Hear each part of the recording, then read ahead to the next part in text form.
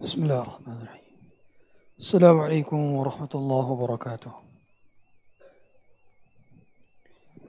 الحمد لله رب العالمين، دائم الإفضال عظيم النوال، الصلاة والسلام على نبينا محمد مولى بلال البدر المتلال وعلى آله وصحبه خير صحب وآل. أشهد أن لا إله إلا الله وحده لا شريك له، وأشهد أن محمدا عبده ورسوله وصفيه من خلقه وخليله، أدى الأمانة وبلغ الرسالة ونصح للأمة وكشف الله به الأمة وجاهد في الله حق جهاده حتى أتاه اليقين، وتركنا على محجة بيضاء ليلها كنهارها لا يزيغ عنها إلا هالك. اللهم صل وسلم وزد وبارك وأنعم وكرم ومجد على عبدك ورسولك محمد صلى الله عليه وعلى آله وصحبه وسلم. فقال تبارك وتعالى: يا أيها الذين آمنوا اتقوا الله حق تقاته ولا تموتن إلا وأنتم مسلمون. وقال عز من قائل: يا أيها الذين آمنوا اتقوا الله وقولوا قولا سديدا يصلح لكم أعمالكم ويغفر لكم ذنوبكم ومن يطع الله ورسوله فقد فاز فوزا عظيما. Hadirin sekalian yang dirahmati Allah Subhanahu wa taala, pada sesi kali ini kita akan membahas berkenaan dengan judi dalam perlombaan. Ini adalah salah satu pembahasan di dalam fikih muamalah di dalam cabang gharar. Sebagaimana kita ketahui bahwa keharaman dalam fikih muamalah hanya 3 saja. Yang pertama riba, yang kedua gharar, dan yang ketiga zalim. Berputar pada 3 ini saja. Sehingga kalau kita nanya ke ustadz, ke ulama, Syekh, bagaimana hukum misalkan cryptocurrency? Maka dia akan nyari salah satu dari 3 ini. Kalau tidak ada gharar, apakah ada riba? Kalau tidak ada riba, apakah ada kezaliman? Kalau tidak ada ketiga-tiganya, berarti kembali kepada hukum asal, yaitu halal. Dan di dalam pembahasan fikih gharar ada pembahasan yang perlu dicatat, bahwa gharar itu tidak selamanya diharamkan. Ada kriteria kapan menjadi gharar itu boleh. Yang pertama, ini seperti disebutkan oleh Syekh Islam bin Taimiyah, kemudian disebutkan oleh Al-Qarrafi, bahwa gharar itu terbagi menjadi 3 berdasarkan ukurannya. Yang pertama gharar kecil, yang kedua gharar sedang, yang ketiga gharar besar. Gharar yang kecil ini tidak dipermasalahkan, atau gharar yang sifatnya ringan. Contohnya seperti apa? Contohnya kita tidak mengetahui berapa kedalaman pondasi ketika beli rumah. Itu gharar. Misalkan kemudian kita ketika beli mobil gak tahu perintilan-perintilan merek spare part di dalam mobil tersebut. Itu gharar sebetulnya. Tapi itu ghararnya tidak besar dan tidak berpengaruh kepada konsekuensi akad. Berbeda dengan gharar yang besar. Contoh seperti di marketplace ada mystery box. Ini gharar besar. Orang beli gak tahu sama sekali apa yang dia beli. Barangnya apa di dalamnya dia gak tahu. Atau seperti beli undian. Dia beli, kemudian dia gak tahu dia dapat atau tidak nantinya. Itu juga gharar besar. Tapi kalau gharar yang tidak berpengaruh kepada konsekuensi akad adalah gharar kecil. Adapun gharar sedang, ini para ulama khilaf apakah dia masuk ke dalam gharar besar atau gharar kecil. Tapi ala kulli hal, sebagian ulama membagi gharar hanya 2 saja, besar atau kecil, tidak ada yang sedang. Kemudian gharar yang juga diperbolehkan adalah gharar ketika menjadi hajat bagi banyaknya manusia. Sehingga kalau perkara tersebut diharamkan, justru kemafsadatannya lebih besar daripada kemaslahatannya. Contoh, jual beli telur. Telur itu kita nggak tahu busuk atau tidak dalamnya, itu nggak tahu dari luar. Itu gharar sebetulnya. Itu gharar. Tapi kalau seandainya telur diharamkan, tentu mafsadatnya lebih besar daripada maslahatnya. Karena betapa banyak manfaat daripada telur, kan gitu. Sama seperti jual beli semangka. Kita nggak tahu isi semangka itu bagus atau buruk. Seandainya itu diharamkan, itu gharar sebetulnya, itu gharar. Tapi itu kalau seandainya diharamkan, maka ini menyebabkan banyak sekali komoditas-komoditas yang tidak termanfaatkan padahal manfaatnya banyak. Begitu kata Syekhul Islam bin Taimiyah. Begitu pula umbi-umbian yang tumbuh di mana? Di tanah. Ya. Itu gharar kalau kita beli kayak gitu. Cuman gimana lagi kita mau tumbuhnya di tanah kan gitu. Dan kalau kita beli ya belinya dari tanah kan gitu. Jadi secara umum ketika dibutuhkan oleh orang banyak maka ghararnya menjadi hilang. Jadi yang pertama gharar dimaafkan itu ketika ghararnya sedikit. Yang kedua ketika ghararnya dibutuhkan oleh orang banyak. Yang ketiga ghararnya pada akad sosial. Contoh kita mau infak ke fakir miskin. Kita ngasih dompet kita. Kita nggak ngitung nih berapa uang di dompet kita. Asal ngasih aja nih buat sampean. Itu sah.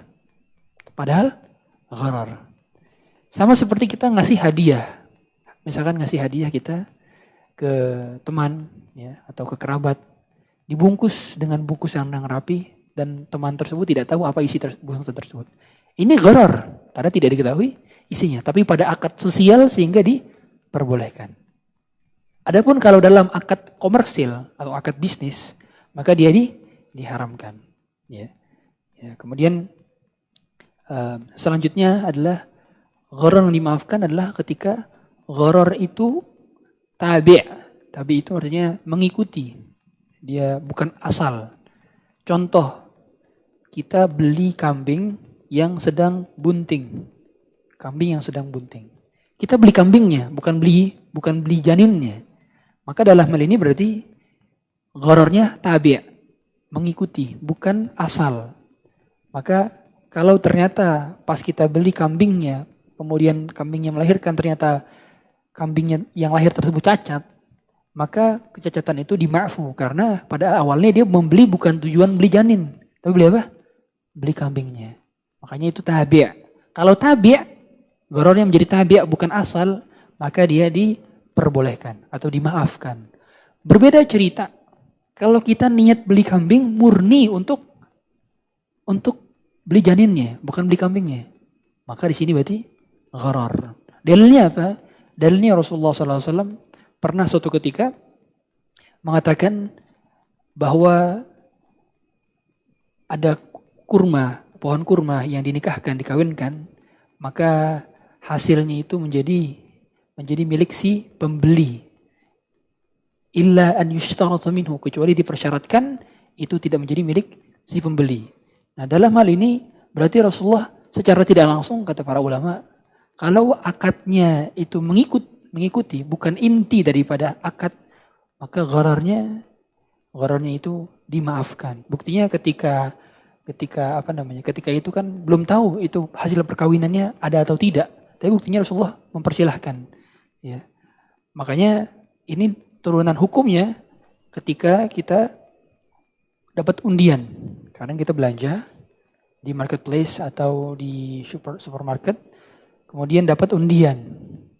Nah, kalau kita ngikut undian tersebut, nah ini hukumnya apa? Boleh. Kalau kita tidak niat beli untuk dapat undian. Karena undiannya jadi apa? Tabi'. Gitu ya. Beda-beda cerita. Kalau kita beli barang tujuannya murni untuk ikut undian, maka berarti dia menjadi asal. Undian itu kan berarti jadi asal karena dia apa? Niat beli untuk dapat undian, bukan beli barangnya, paham ya?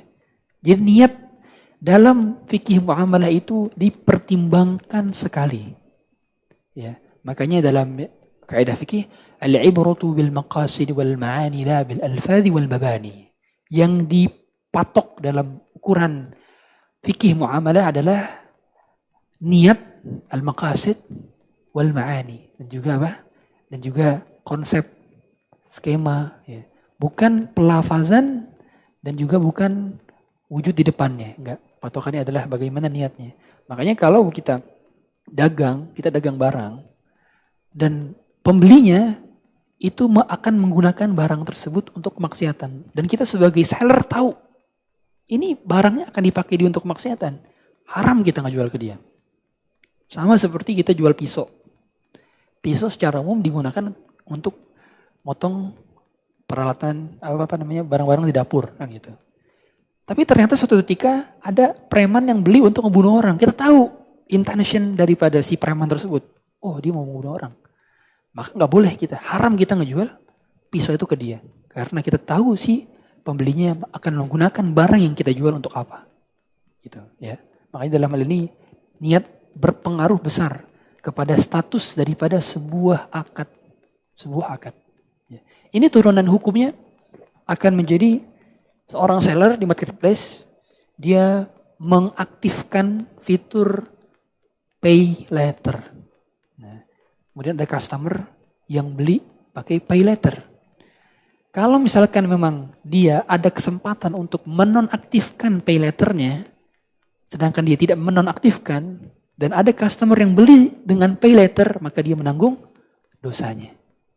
Tapi kalau dia tidak memiliki kesempatan untuk menonaktifkan pay letternya, berarti customernya dia tidak menanggung atas dosa customernya. Karena dia tidak memiliki kehendak. Sebagaimana firman Allah Subhanahu wa taala, "Fattaqullaha mastata'tum." Turunan hukumnya seperti asuransi yang kalau kita gunakan ketika kita membeli barang elektronik di marketplace. Atau asuransi perjalanan kalau kita beli tiket pesawat. Terkadang itu kan asuransi itu gharar, jelas ya. Asuransi konvensional itu gharar. Alias judi, asuransi. Nah, kalau kita beli tiket, kemudian mau nggak mau asuransinya ngikut. Kita beli otomatis dapat asuransi dan nggak bisa kita lepasin asuransinya. Maka dalam ini berarti apa? Ghararnya apa berarti? Tadi tabi' yang mengikut bukan asal, paham ya? Karena kita beli tiket itu bukan beli asuransinya, kita beli tiket. Nah, kecuali kalau ternyata ada fitur untuk tidak pakai asuransinya, paham ya? Maka kita wajib untuk tidak pakai asuransinya. Menonaktifkan atau tidak memilih, tidak contreng. Ini secara umum ada di aplikasi burung, tahu ya aplikasi burung ya? Aplikasi burung. Atau kita tahu itu kan ada juga tuh. Kalau kita beli tiket di situ ada tuh travel pack, insurance travel pack. Itu nggak boleh kita contreng. Karena kalau kita contreng berarti kita setuju dengan akad asuransi. Begitu pula di marketplace. Kita beli barang ada di situ contreng atau tidak, ya.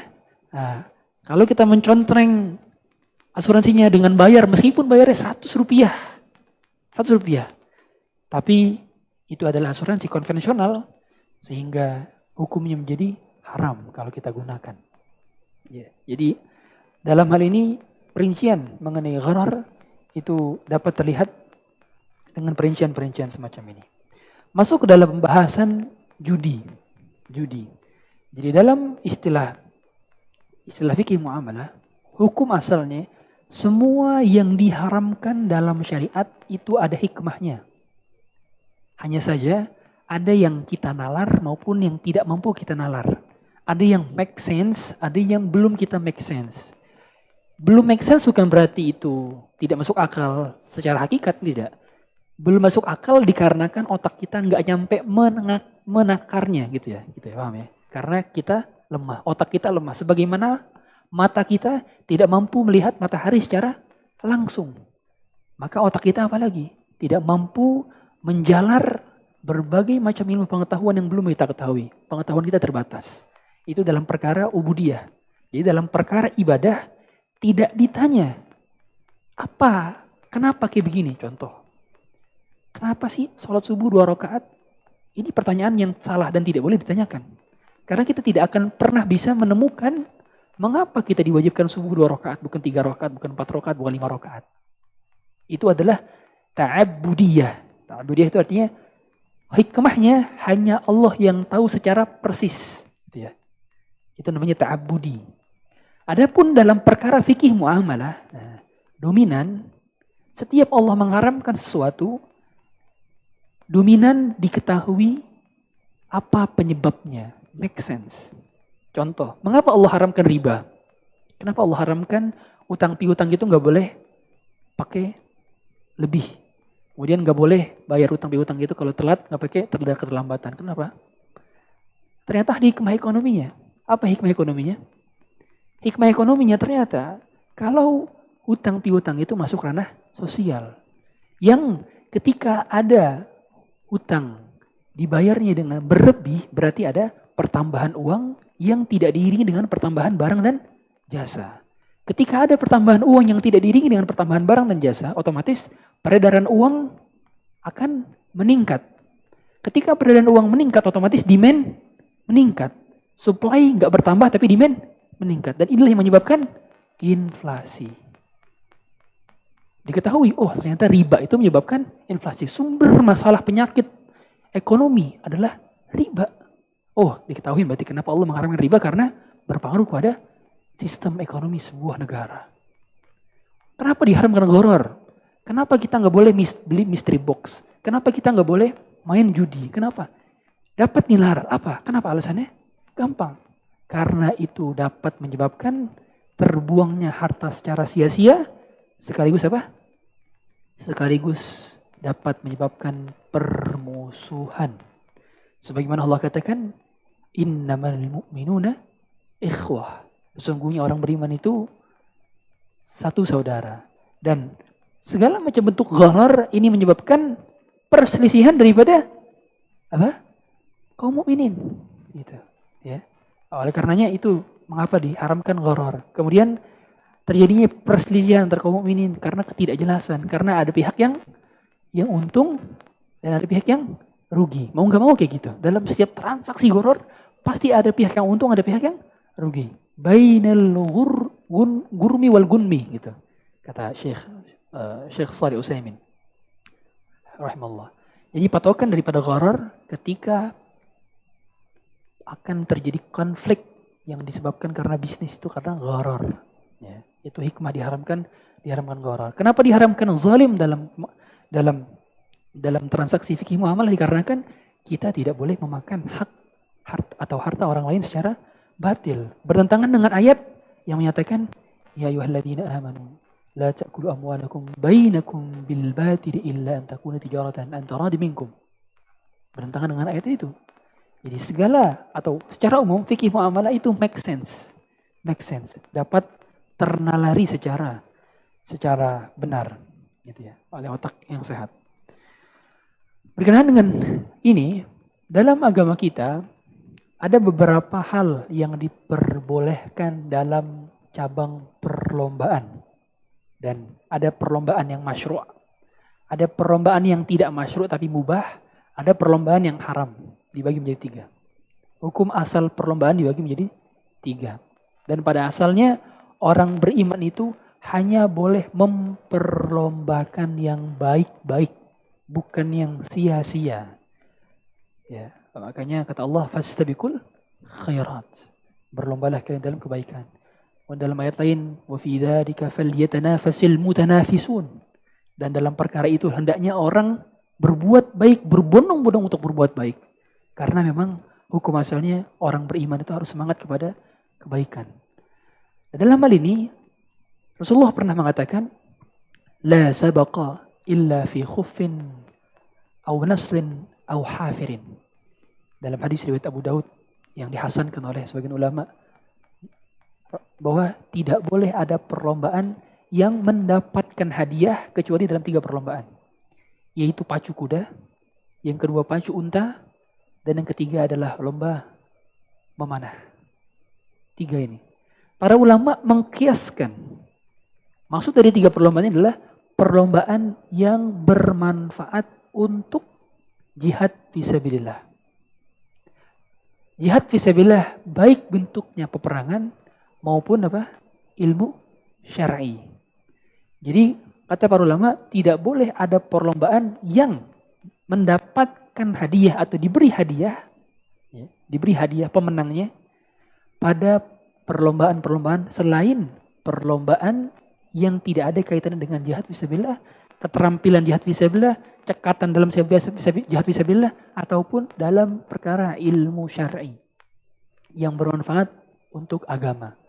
Contoh, lomba hafal Quran, lomba hafal hadis, lomba lomba mengarang karya tulis ilmiah, kemudian lomba ini kalau dalam hal perkara agama ya, dalam hal agama misalkan lomba menulis jurnal ilmiah untuk bahasan fikih misalkan, yang mana manfaat itu bisa dihasilkan kemudian disebarkan oleh kaum muslimin. Kalau dalam bentuk teknis secara untuk keterampilan jihad fisabilillah dalam hal kegiatan militer misalkan, lomba memanah, lomba menembak, lomba berenang. Berenang itu kan berguna untuk jihad fisabilillah. Ya.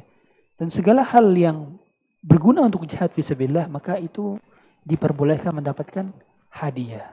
Kebalikannya, berarti perlombaan-perlombaan yang tidak ada kaitannya dengan jihad fisabilillah, baik jihad fisabilillah fisik maupun jihad fisabilillah otak, maka tidak boleh mendapatkan hadiah. Contohnya, lomba makan kerupuk, lomba masukin paku ke botol, lomba apa lagi? Lomba makan kelereng, ya gigit apa tuh? Nah, gigit sendok ya, terus pakai kelereng. Apa lagi? Terus lomba yang gini, dicindekain, masukin gini. Ada itu. Saya baru lihat kemarin di Instagram. Kok ada kayak gitu lomba? Kenapa kok nggak boleh? Kenapa nggak boleh kasih hadiah? Kenapa? Apa hikmahnya? Ini yang saya paparkan pendapat jumhur ulama. Jadi bukan pendapat saya, pendapat jumhur ulama mengatakan demikian.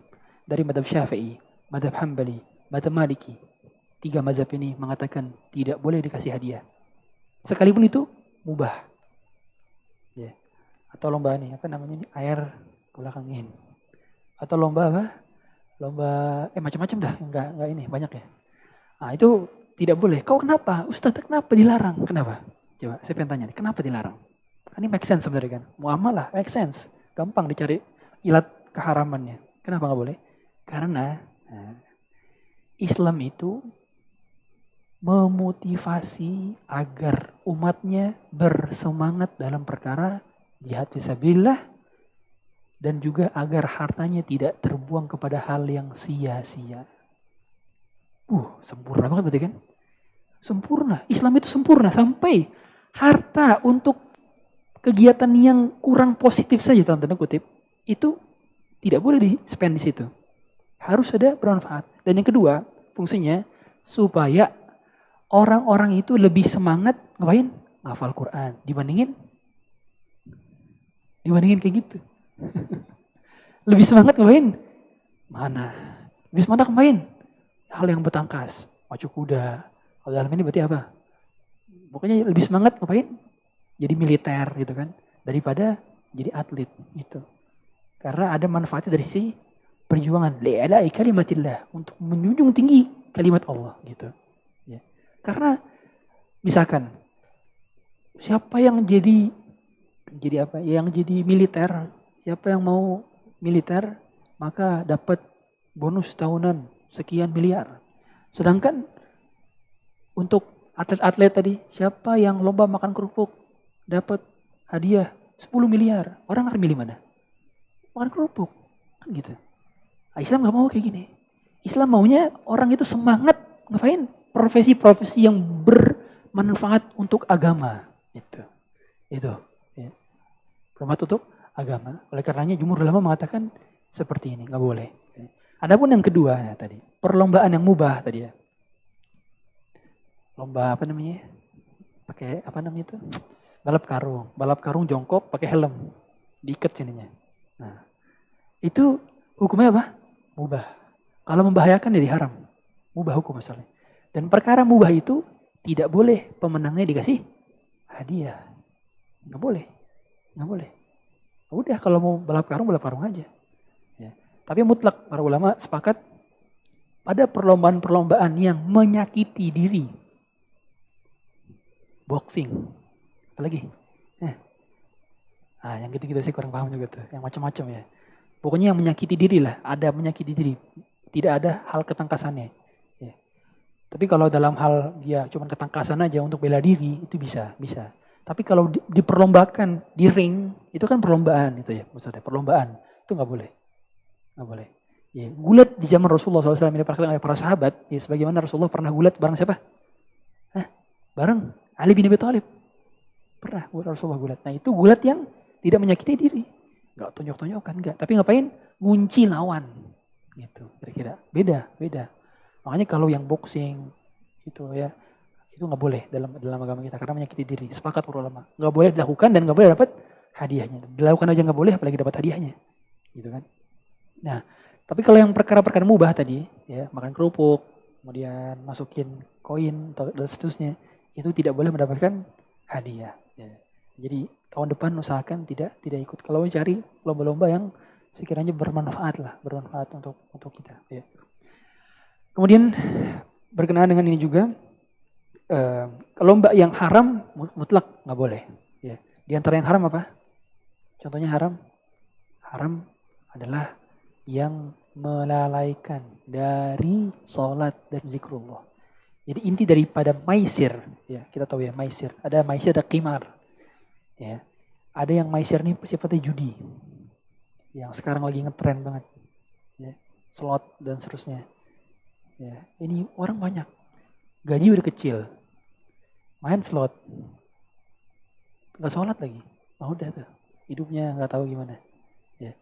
Nah ini kalau slot udah jelas itu haram. Ya. Adapun kalau qimar, ini segala macam bentuk permainan dan game yang melalaikan dari sholat dan zikrullah. Melalaikan di sini maksudnya gimana? Dia jadi nggak punya waktu untuk hafal Quran, nggak punya waktu untuk sholat berjamaah, nggak punya waktu untuk kajian. Itu melalaikan itu. Di zaman sekarang jadi apa? Jadi profesi. Apa namanya? E-sport. Jadi cabang perlombaan. Ini nggak boleh. Dalam agama kita nggak boleh. Karena itu tidak bermanfaat bagi agama. Karena mereka, coba deh, kenapa orang ada yang e-sport? Kenapa? Karena dikasih hadiah. Itu kenapa para ulama tidak membolehkan adanya hadiah bagi perlombaan-perlombaan yang sifatnya mubah. Oke itu kalau mubah. Kalau ternyata banyak melalaikan, udah jelas jadi haram. Apalagi kalau ternyata karakternya, animenya yang dia mainkan membuka aurat, atau berbentuk seperti makhluk hidup yang sempurna, wajah, tangan, kaki, kepala, dan seterusnya. Jelas tidak boleh. Agama kita selalu menutup celah-celah. Pertama, terjadinya pembuangan harta yang sia-sia. Islam itu sangat menjaga harta. Makanya kenapa kata Rasulullah kepada Amr bin As, apa? Ni'mal malus salih dan rajulis salih. Sebaik-baik harta adalah ketika berada di tangan orang soleh. Karena kalau harta berada di tangan orang soleh, ngapain dia? Dipakai buat haji umroh, dipakai buat bangun masjid, dipakai untuk pergi kajian, dipakai untuk bangun panti asuhan dan seterusnya. Kebaikan yang dihasilkan. Berbeda dengan orang fasik yang ketika megang harta. Dipakainya untuk apa? Untuk ikut yang gak benar dan seterusnya. Untuk ikut konser, Coldplay. Gak jelas. Gitu pada akhirnya. Maka Islam menjaga harta. Yang kedua, supaya orang profesinya itu bermanfaat. Bermanfaat itu bagi siapa? Bermanfaat bagi agama dan sekitarnya. Coba, kalau seandainya lomba makan kerupuk dijadiin profesi, gara-gara hadiahnya besar, kira-kira manfaatnya apa untuk agama? Jadi gemuk iya dia. Bagi apa nggak ada, gitu kan? Makanya pada akhirnya Islam selalu menutup pintu celah-celah semacam ini supaya tidak terjadi perkara-perkara demikian. Nah, kemudian para ulama memperinci ya, bagaimana bila ternyata perlombaan-perlombaan yang ada unsur ketangkasannya ya, itu mendapatkan hadiah. Ya. Seperti contoh lomba renang misalkan, atau lomba manah. Itu kan boleh dapat hadiah, ya kan, boleh dapat hadiah. Tapi gimana kalau misalkan ternyata hadiahnya itu iuran dari peserta. Semua peserta iuran, nanti yang menang dapat hadiah. Maka kalau semua peserta yang wajib ikut itu wajib bayar iuran, kemudian iurannya tersebut diberikan kepada si pemenang, maka ini namanya judi. Atau dalam istilah kita dengan sebutan maisir atau qimar, ya, judi. Gak boleh. Sehingga kalau mau ada hadiahnya, maka hadiahnya dari sponsor, dari pihak ketiga, bukan dari peserta yang ikut serta di situ. Gitu. Ini pun kalau perlombaannya apa? Boleh dapat hadiah. Ya. Kemudian kalau misalkan gak ada sponsor, gimana caranya? Pakai muhallil. Muhallil itu yang bisa menghalalkan. Gimana caranya menghalalkan? Jadi misalkan pesertanya ada 5. Semuanya ikut perlombaan. Tapi yang bayar cuma 4 doang. Sisanya gak boleh bayar. Tapi ketika dia menang, dia dapat hadiah. Ini namanya apa? Muhallil. Saya ulangi. Ada lomba peserta panah. 5 orang. Oke. Hadiahnya adalah 200.000. 200.000. 5 orang nih. Yang 1 gak bayar. 4 lainnya bayar. 50.000. Maka ini namanya muhallil. Muhallil namanya. Dan ini jadi boleh hadiahnya. Dengan syarat apa? Dia ketika menang dapat hadiah. Sama seperti gini. Yuk kita lomba mana yuk. Berdua orang, misalkan 2 orang. Saya sama si A misalkan. Nanti uangnya dari saya. Kalau saya menang, uangnya buat saya. Kalau kamu menang, nih uangnya buat kamu. Tapi dia gak bayar, saya doang uangnya dari saya. Maka dia apa seharusnya? Muhallil. Kalau dia bayar juga, boleh gak? Gak boleh. Karena statusnya jadi judi. Itu dalam perkara yang apa? Yang boleh dapat hadiah. Apalagi kalau gak boleh, perkara yang gak boleh dapat hadiah. Coba saya tanya. Slot judi online itu apa manfaatnya buat agama? Gak ada. Seandainya itu gak berhadiah pun, itu udah gak bermanfaat.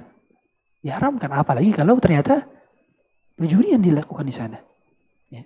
Maka ini jelas dan banyak sekali cerita-cerita orang yang mengatakan bahwa dia jual rumah, jual motornya.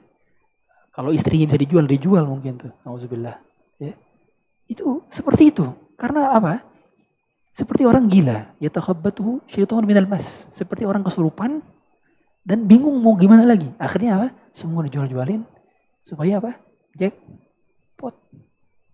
Supaya jackpot. Ada istilah-istilah semacam ini ternyata dibongkar oleh bandar-bandarnya. Karena kan itu kan sistem, by system. Ya kan? Dan pada akhirnya apa? Semua orang yang melakukan transaksi demikian, ya, dari perjudian, itu telah diatur oleh sistem. Yang menang udah ketahuan siapa. Dan otomatis yang kaya siapa? Si bandar. Pesertanya gak akan kaya. Karena udah menang khusus untuk si bandar. Dan begitulah pada akhirnya segala macam perjudian akan menghasilkan kepada hal yang Allah tidak ridhoi. Gitu ya. Turunan daripada gharar ini juga adalah asuransi konvensional. Di mana kita bayar premi, kemudian kita mendapatkan klaim dari premi tersebut. Ya. Baik asuransinya bentuknya asuransi jiwa, asuransi kebakaran, asuransi kendaraan, asuransi kesehatan. Kalau kita bayar dan dia memang jualan mendapatkan profit, ya, si penjual asuransi ini mendapatkan profit dari pembayaran tersebut, ya, pembayaran premi tersebut, maka jelas-jelas ini adalah asuransi konvensional, ya, dan ini diharamkan. Ya. Mengapa diharamkan? Dikarenakan itu unsurnya adalah transfer risk. Mereka ngapain? Beli resiko. Ketika orang bayar premi, ternyata dia nggak ngeklaim premi tersebut.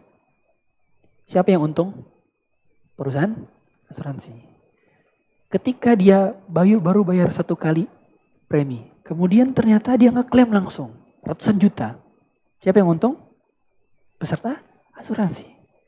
Dan inilah yang menyebabkan ketika satu untung ada orang yang rugi. Ketika satu rugi ada orang yang untung. Inilah yang hakikat namanya gharar. Bainal ghurmi wal gunmi. Gitu. Ya, kata Syekh. Jadi hakikat gharar Yang haram adalah ketika ada satu yang untung, satu yang rugi. Kalau di kayak gini udah jelas. Ya. Berbeda dengan asuransi syariah. Asuransi syariah yang sehari-hari kita apa? Yang kita lakukan sehari-hari. Seperti patungan apa? Uang kas kelas, tahu ya? Uang kas kelas. Atau uang apa lagi?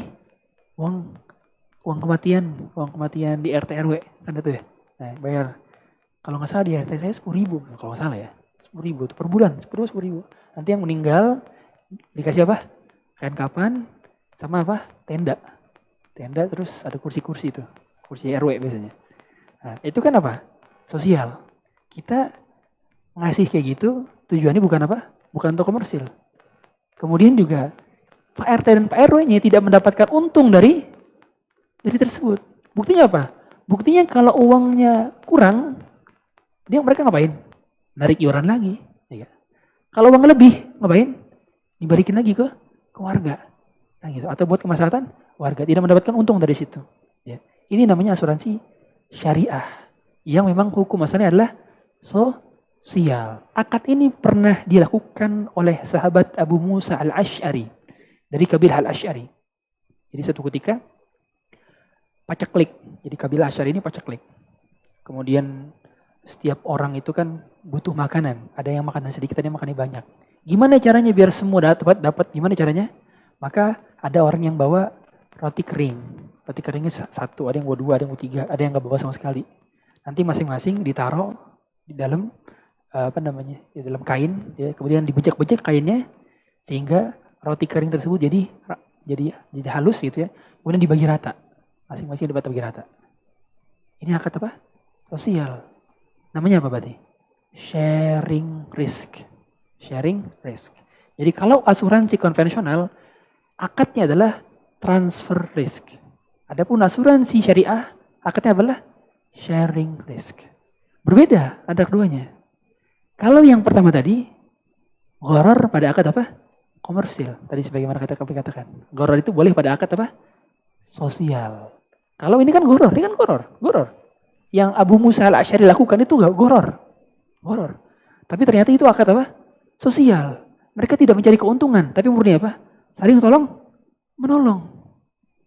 Sama seperti kita uang kas, bayar uang kas. Tahu ya, kita kalau pernah sekolah pasti bayar uang kas kan, Terus ketika ada yang sakit, ternyata pakai uang kas. Saya mau nanya, emang yang sakit pernah berharap ya kalau dia sakit? Ya sakit dah biar dapat uang kas. Kagak. Dan yang bayar juga rela kan? Ketika ternyata uang kasnya dipakai buat jenguk orang sakit, rela kan? Tolong menolong, base-nya akan tolong. Kemudian ketika ternyata uang kasnya kurang, biasanya bendahara ngapain? Balikin lagi. Ya, ketika uang kasnya lebih, bendahara ngapain? Balikin lagi uangnya atau buat makan-makan semua orang di kelas kan gitu. Ya, jadi beda antara asuransi konvensional dengan asuransi komersial. Oleh karena itu, sebagian ulama dahulu ya, kalau sekarang setahu saya udah nggak ada perbedaan. BPJS itu ulama asatidz dahulu itu khilaf kan. Ini sebenarnya asuransi komersial atau asuransi sosial? Karena kalau saya pribadi, saya menganggap asuransi sosial dari dulu. Dari dulu saya menganggap asuransi sosial. Mengapa?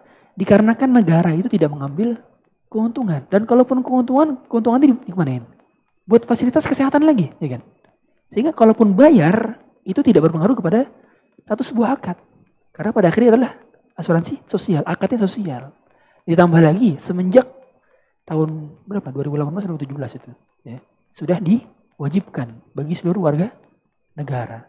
Ya, bahwa orang sebagai WNI wajib memiliki BPJS.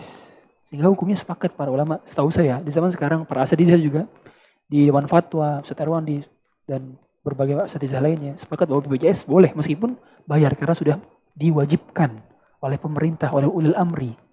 Begitu. Jadi banyak perincian. Dan pada akhirnya hukum itu akan mengikuti apa? Keadaan. Suatu ketika peraturan ini berubah, bisa lagi berubah hukumnya. Gitu. Makanya dalam istilah fikih itu adalah al-ifta. Mahalul ifta.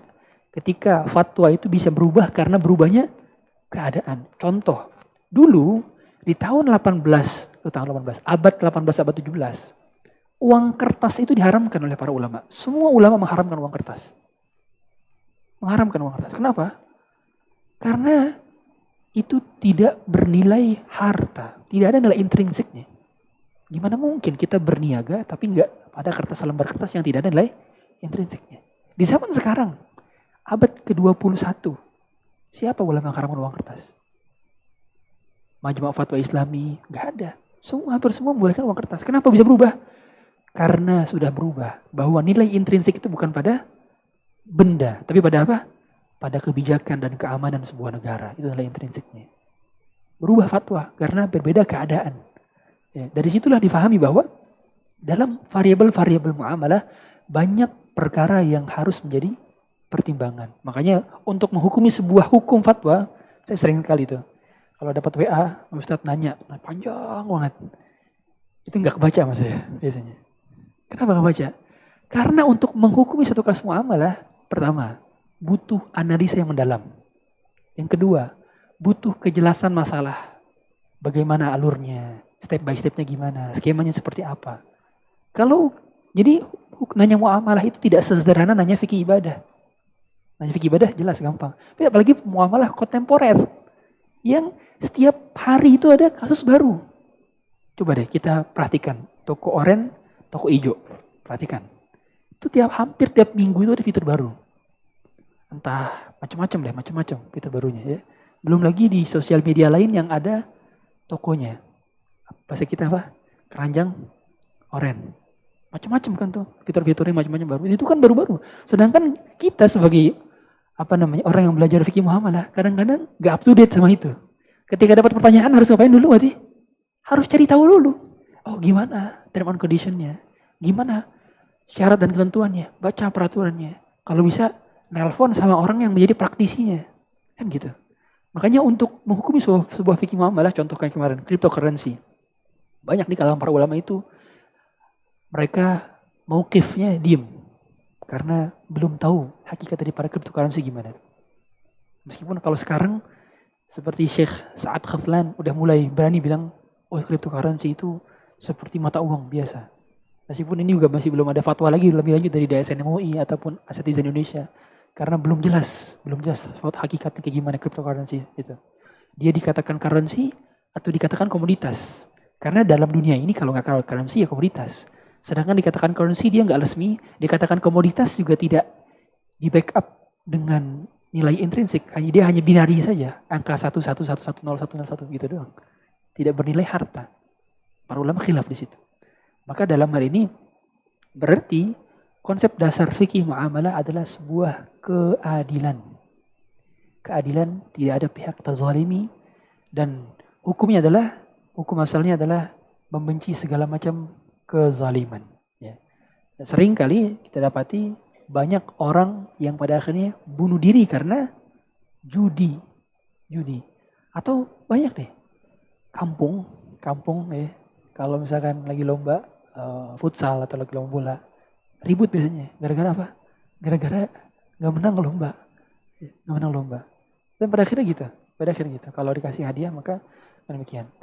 Adapun pada perkara-perkara mubah ya. Kayak Rasulullah SAW pernah lomba lari bersama siapa? Aisyah. Lomba lari. Terkadang Rasulullah menang, terkadang Rasulullah kalah. Satu ketika Rasulullah menang di awal-awal, kalah. Itu nggak pakai hadiah pada saat itu sama Aisyah.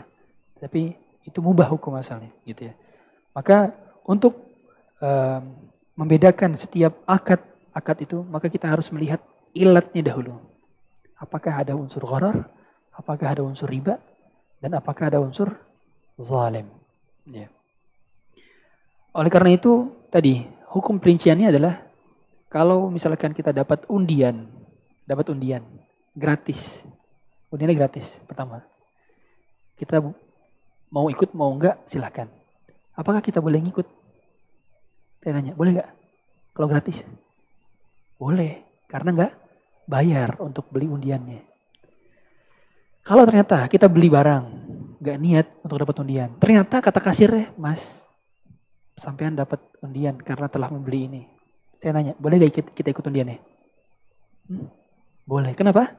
Karena tabi', dia mengikuti, bukan asal. Niat dominan kita bukan untuk dapat undian, tapi untuk beli barang. Beda cerita. Kalau ternyata kita beli tujuannya untuk dapat undian, Kita beli supaya dapat kupon undian. Jelas, mengikuti undian tersebut haram. Ya. Begitu pula kita sering dapat koin-koin di marketplace atau di mana, di aplikasi pulsa kita yang bisa ditukar dengan undian. Ya, ini hati-hati nih. Hati-hati. Itu tidak boleh. Poin-poin dan koin-koin yang didapatkan dari marketplace itu boleh ditukar dengan apa? Dengan barang dan jasa. Karena dia bernilai harta. Statusnya apa? Hibah. Hibah. Potongan harga itu kan, cashback kan potongan harga. Dan dia statusnya hibah. Dan ketika ditukar dengan barang dan jasa, ditukar dengan pulsa, ditukar dengan kita pergunakan untuk bayar ya, dan seterusnya, itu boleh. Tapi kalau digunakan untuk undian, mendapatkan iPhone 14 Pro Max dengan mengirimkan 10 poin Anda, maka Anda akan berpotensi mendapatkan sekian. Boleh gak? Gak boleh. Kenapa gak boleh? Karena undian yang ada kontribusi harta. Itu. Meskipun demikian, para ulama khilaf. Apa hukumnya kita ikut undian di sosial media yang mempersyaratkan harus like, subscribe, share, apalagi komen, dan seterusnya. Apa hukumnya? Nah, saya pernah dengar fatwa dari Ustaz Erwandi, kata beliau tidak boleh. Kenapa tidak boleh? Karena ada kontribusi berupa jasa marketing. Ya. Ingat ya, kita itu nggak boleh dapat undian kalau ada harta yang disumbangkan. Dan dalam hal ini share, komen, subscribe itu adalah jasa marketing. Ya. Sehingga ketika kita ketika kita ikut kegiatan demikian, maka sama saja kita seperti judi. Karena ada kontribusi berupa harta, berupa apa? Jasa yang disetorkan oleh setiap peserta undian. Gitu.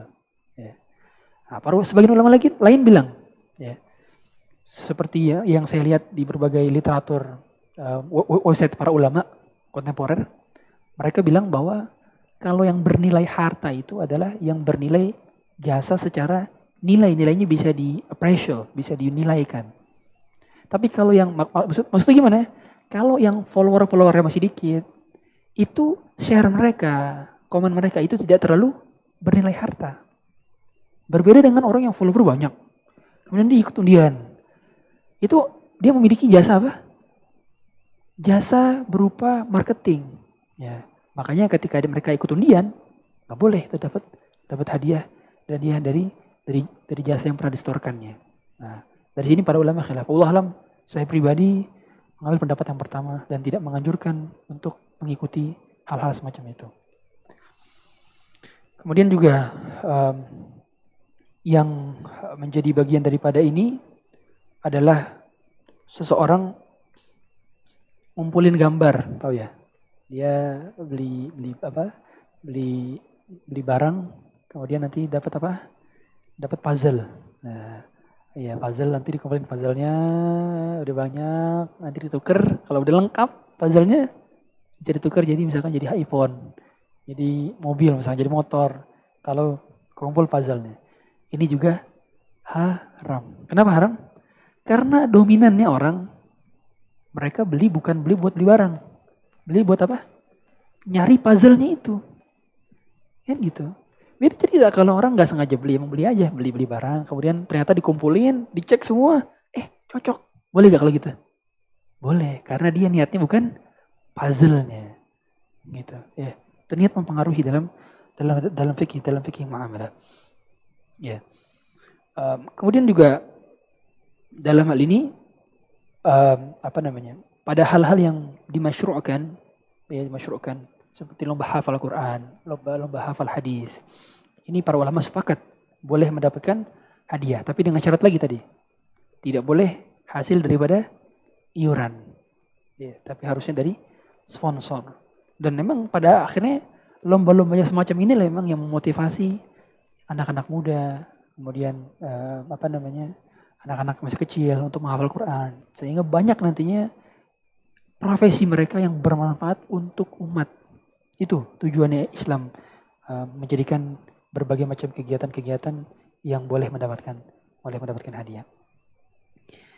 Adapun lomba-lomba yang yang masih boleh ya, boleh itu lomba gulat masih boleh. Tapi kalau lomba tinju ya itu tidak boleh. Para ulama sepakat. Kemudian lomba angkat berat ya. Itu masih dibolehkan, itu mubah juga. Mubah. Ya. Secara umum yang tidak dibolehkan adalah lomba-lomba yang menyakitkan, yang menjadikan seorang itu mendapatkan luka di tubuhnya, tidak boleh. Dalilnya apa?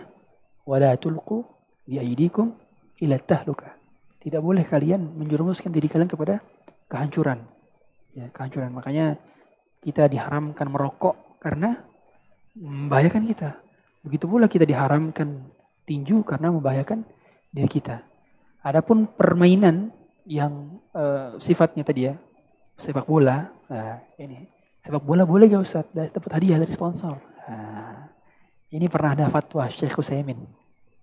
Kata beliau tidak boleh dapat hadiah. Jadi kalau main futsal jangan dilombakan. Dan gak perlu juga dilombakan. Udah, lomba silakan itu mubah. Selama menutup aurat dan juga tidak melalaikan dari salat. Ya. Adapun permainan-permainan yang sifatnya seperti main dadu, ya. Kemudian apalagi main catur, ya. Ini hukum asalnya menjadi makruh. Para ulama bersisih antara dua. Kalau enggak makruh ya mubah. Tapi saya pribadi memilih makruh, ya. Karena yang demikian tidak terlalu bermanfaat dari sisi agama. Monopoli, ya. Kemudian apalagi ular tangga, kemudian apalagi ludo, kartu, remi, domino, gitu-gitu. Itu kalau misalkan apalagi melalaikan bisa menjadi haram. Ya, kalau sekedar memainkan tanpa hadiah maka makruh. Gitu. Dan makruh ini bukan berarti diremehkan ya. Itu adalah perkara berat juga karena siapa yang terbiasa dengan yang makruh maka dia akan mudah terjerumus ke dalam yang haram. Siapa yang berusaha mengamalkan yang sunnah terus-terusan maka mustahil dia meninggalkan yang wajib. Itu kayak gitu. Kaidahnya gitu. Kalau continue terus yang sunnah, yang wajib gak akan ketinggalan. Tapi kalau sudah berani yang makruh-makruh, gampang terjerumus dalam yang haram. Sama seperti orang yang mudahan dengan syubhat. Ya. Siapa yang mudahan dengan syubhat, dia akan mudah terjerumus juga ke dalam yang haram. Ya. Mungkin bagian ada pertanyaan sampai sini?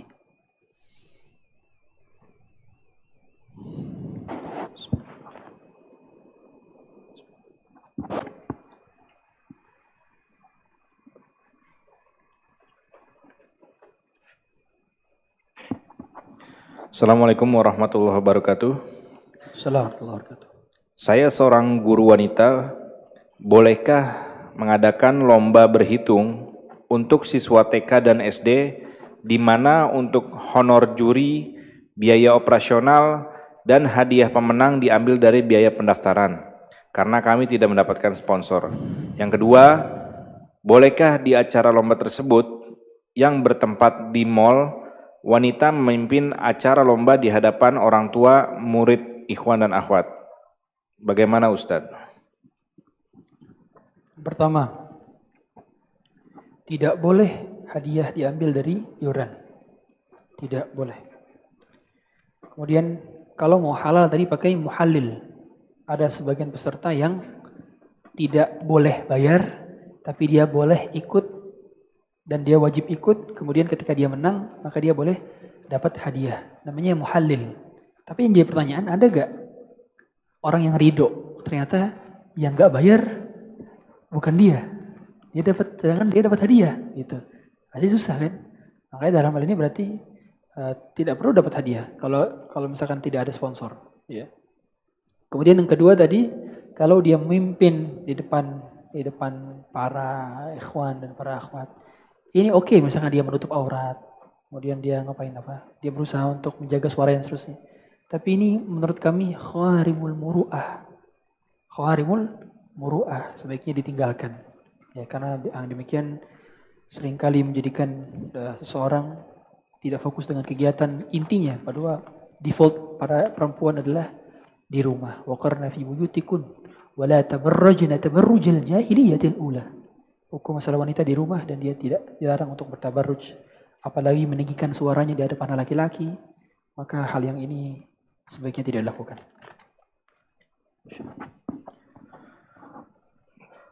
Assalamualaikum Ustadz. Jadi saya beli tiket Coldplay dalam posisi belum paham tentang mudorot dari nonton konser tersebut. Alhamdulillah, sekarang saya sudah sedikit paham bahwasannya banyak mudorotnya.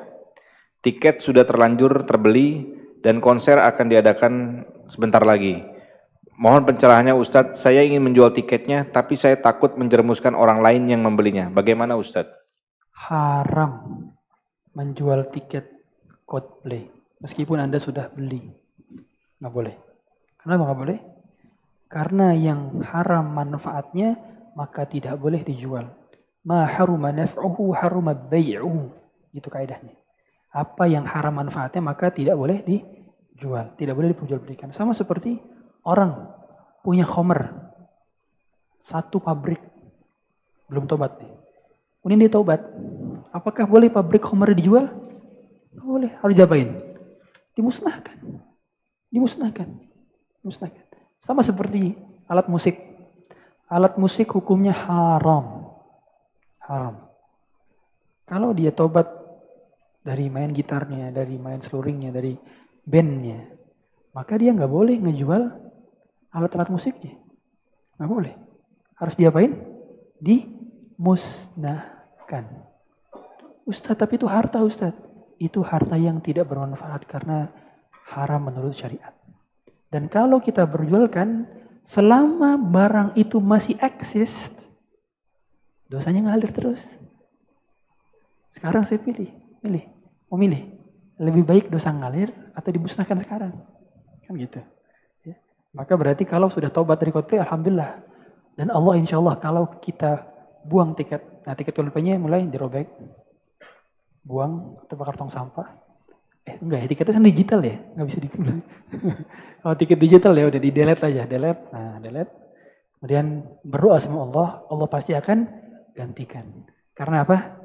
Kata Rasulullah SAW, man taraka syai'an lillah, awwadallahu khairan minha. Siapa yang meninggalkan sesuatu karena Allah, pasti Allah akan menggantikannya dengan yang lebih baik. Gak usah takut sama rezeki. Rezeki kita ada di langit. Dijamin oleh sang pemilik langit dan bumi. Ya, takut. Jangan digunakan, jangan dijual. Allahu a'lam. Bismillah. Apa hukumnya tebus murah di swalayan Ustadz?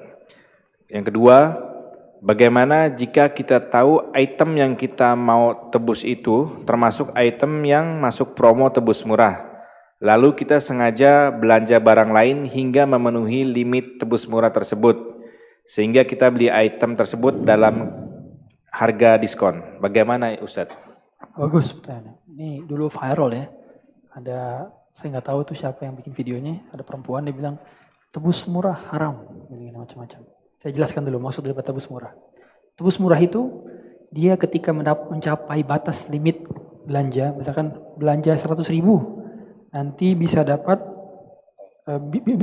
dia bisa beli barang menjadi harga murah. Contoh asalnya sirup 20.000 bisa dibeli jadi 10.000, tapi dengan syarat minimal pembelian harus 100.000. Apakah? Nah, ini kan keharamannya kalau kata mereka itu kan jual beli dua akad, gitu. Jual beli dua akad atau dalam istilah fikihnya adalah bai'ataini fil bai'ah. Sebagaimana Rasulullah mengatakan, nah Rasulullah SAW anil bai'ataini fil bai'ah. Rasulullah melarang jual beli dalam jual beli. Tapi secara umum, ya, ini bukan termasuk ke dalam dua akad. Bukan. Ya. Mengapa dikatakan belum dua akad? Karena pada awalnya itu dia belum berakad dan dia boleh memilih untuk menggunakan atau tidak, sehingga tidak berkonsekuensi dua akad. Yang berkonsekuensi dua akad itu seperti apa?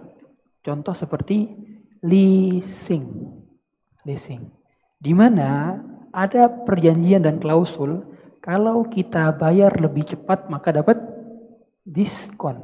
Kalau kita telat bayar maka ada denda keterlambatan atau tenornya diperlama dengan harganya dinaikin. Nah gitu. Ya. Maka ini dua harga dalam satu akad. Ini yang tidak boleh. Adapun tebus murah maka bukan termasuk dua harga dalam satu akad. Silahkan tanya kepada asatidz Ahlus Sunnah. Dan ini pendapat yang saya condongi.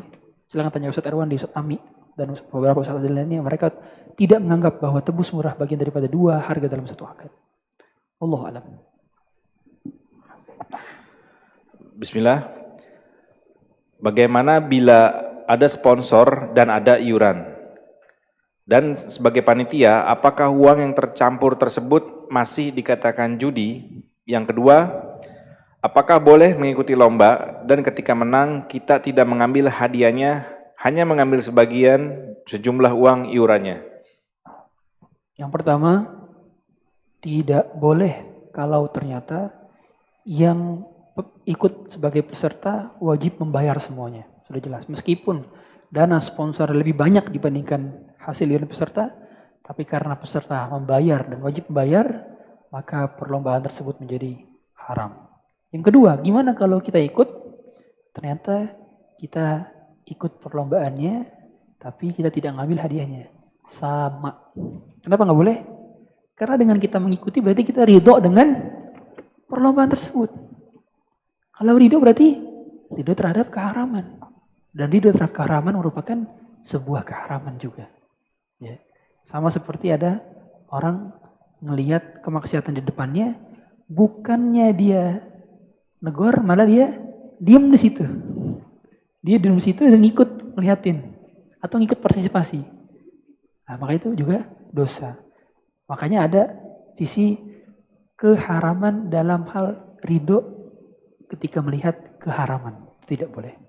Wallahu a'lam. Harusnya didakwahin, ya. Jangan ikut-ikutan. Assalamualaikum Ustadz. Bagaimana dengan asuransi ekspedisi? Karena barang yang kita kirim termasuk barang yang nilai jual tinggi, yaitu mahal dan berharga. Sedangkan kita tinggal beda kota atau pulau. Solusinya bagaimana Ustadz? Solusinya, pertama, ajukan kerjasama dengan asuransi syariah. Bisa, akadnya bisa. Ya. Kalau kita baca kitab Ustaz Arwandi, itu beliau membagi asuransi syariah itu. Akad-akadnya dibedah skemanya. Dan pada akhirnya bisa menjadi boleh. Karena premi yang dimasukkan itu tidak langsung menjadi keuntungan bagi si perusahaannya. Tapi dibagi-bagi. Sebagian untuk dana tabarru', sebagian untuk dana investasi, dan sebagian untuk ujroh atau fee, dana hibah yang diberikan kepada perusahaan asuransi syariah. Kalau memang ekspedisi tidak menyediakan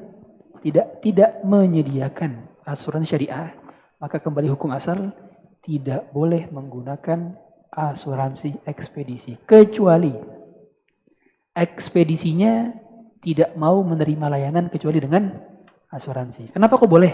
Kenapa tadi alasannya? Hah? Karena tabi dan terpaksa. Sama seperti tadi ya, beli tiket pesawat ada asuransi perjalanan. Padahal kita nggak beli asuransinya, kita beli tiket pesawat ya. Tapi kalau beli tiket pesawat include asuransi perjalanannya. Nah, asuransi perjalanan itu sebagai tabi ngikut karena itu terpaksa untuk mendapatkan itu dan kita tidak memilihnya, gitu. Tapi kalau ada pilihan untuk tidak menggunakan asuransi ekspedisi, maka Anda sebagai pedagang tidak boleh menggunakannya. Wallahu a'lam. Assalamualaikum Ustadz. Bagaimana hukum mengumpulkan poin belanja di minimarket atau supermarket? Misal poin member di toko X. Dan apakah boleh poin tersebut dipakai untuk belanja? Mohon penjelasannya Ustadz. Boleh. Mengapa boleh? Karena statusnya sebagai hibah. Diskon, cashback, kita beli dari sebuah toko, supermarket, itu statusnya adalah hibah. Hibah. Sehingga boleh digunakan lagi. Yang tidak boleh adalah digunakan untuk ikut undian. Itu nggak boleh. Karena kenapa? Karena berarti ketika diikut undian dia menyertorkan sebuah materi. Dan ketika dia menyertorkan sebuah materi berarti statusnya apa tadi? Judi atau qimar gitu. Makanya kalau ada dapat poin, jangan ikut undian. Kan ada biasa yang ikut undian kan. Ikutnya apa? Tukerin, nggak apa-apa tukerin boleh. Atau jadi potongan harga, boleh. Hukum asalnya boleh. Atau jadi pulsa dan seterusnya. Allahu a'lam. Bismillah, terkait lomba yang sudah memang menjadi budaya di masyarakat, apabila kami dimintakan iuran oleh panitia dan kami tidak memberi, kemudian kami berinisiatif hanya memberikan hadiahnya saja, jadi kami tidak memberikan iuran, bagaimana Ustadz? Tidak boleh memberikan hadiah, kan permainannya tidak masyru'. Tadi ingat, apa permainan yang boleh dikasih hadiah? Permainan yang ada unsur jihad fi sabilillah. Saya tanya, makan kerupuk ada jihad fi sabilillahnya enggak? Ada? Enggak ada. Ya. Jadi gimana solusinya? Nah, solusinya adalah memberikan misalkan mungkin uang kebersihan, bukan uang-uang yang kaitan dengan lomba ya. Kita sediain peralatan kebersihan dan seterusnya yang tidak ada kaitannya dengan perlombaan. Dan ini lebih aman. Ya Allah alam. Assalamualaikum Ustadz, mohon nasihat dan penjelasannya. Saya bekerja di perusahaan garment yang memproduksi underwear atau pakaian dalam perempuan dan juga bikini. Yang ingin saya tanyakan, untuk bikininya ini bagaimana Ustadz ya? Saya pernah mendengar kalau underwear masih tidak masalah, tapi untuk bikini ini kadang-kadang masih dipakai di tempat-tempat umum. Bagaimana status pekerjaan dan gaji saya yang terima ini Ustadz?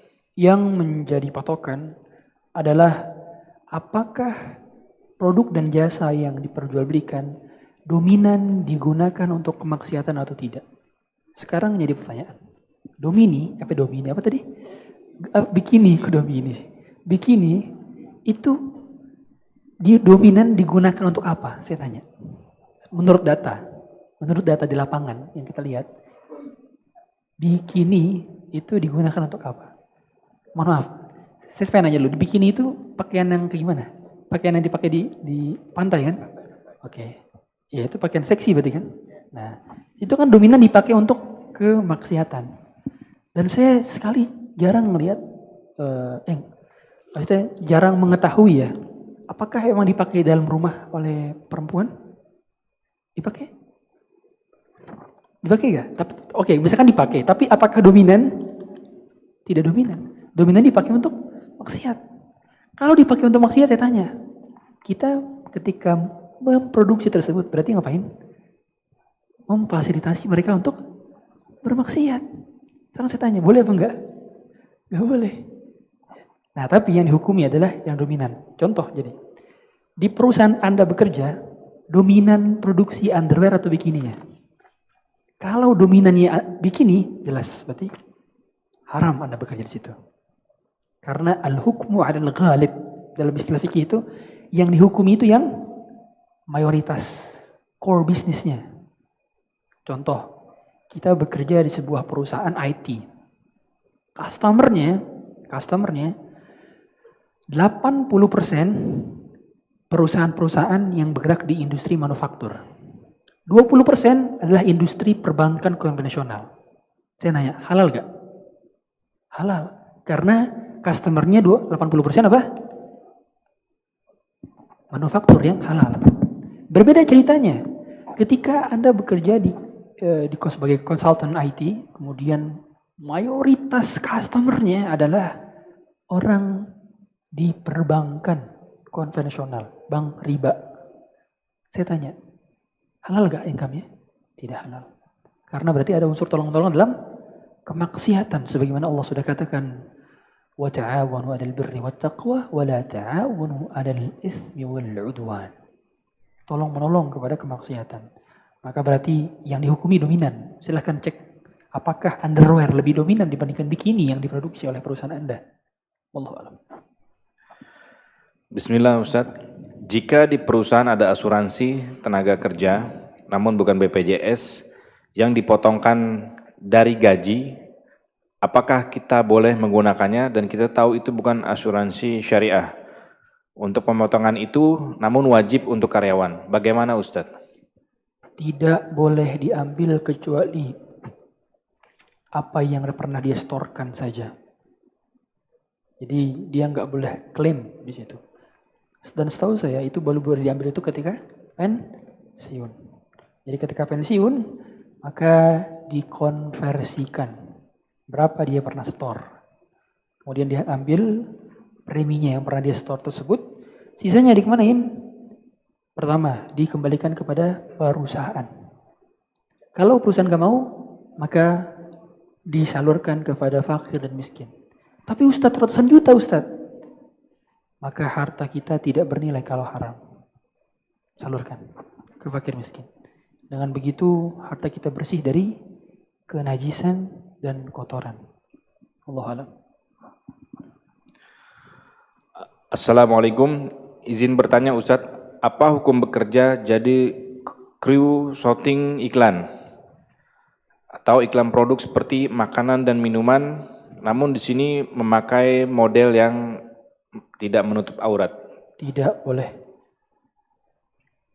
Tidak boleh. Karena modelnya tidak menutup aurat. Kalau menutup aurat, boleh. Dan tidak boleh ada musik. Ya.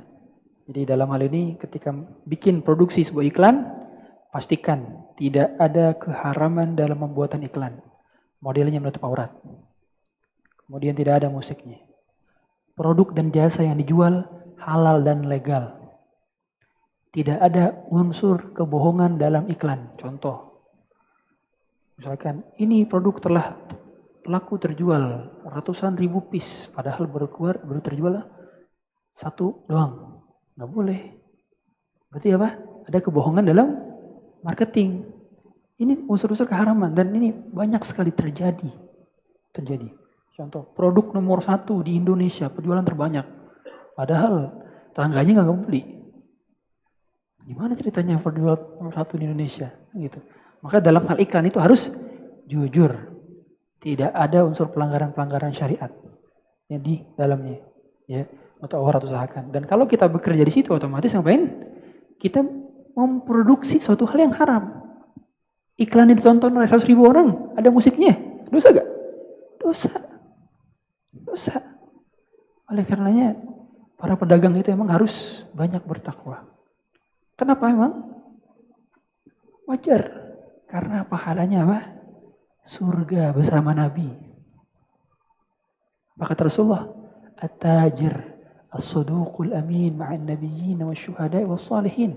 Pedagang yang jujur, bertakwa dan amanah nanti akan bersama para nabi dan para siddiq, yaitu para sahabat. Kenapa demikian? Karena yang menjadi pedagang yang bertakwa itu tidak mudah. Apalagi kalau udah berhadapan dengan MM-an, berhadapan dengan ratusan juta. Ustadz, ada tender Ustadz, ratusan juta. Tapi iklannya iklan bermusik. Gimana Ustadz, ambil gak? Jangan. Kamu nolaknya sekarang akan dapat lagi yang halal. Karena pada hakikatnya rezeki sama. Yang halal segitu, yang haram segitu. Mau diambil cara halal, cara haram jumlahnya tetap segitu. Gak usah takut meninggalkan perkara-perkara haram.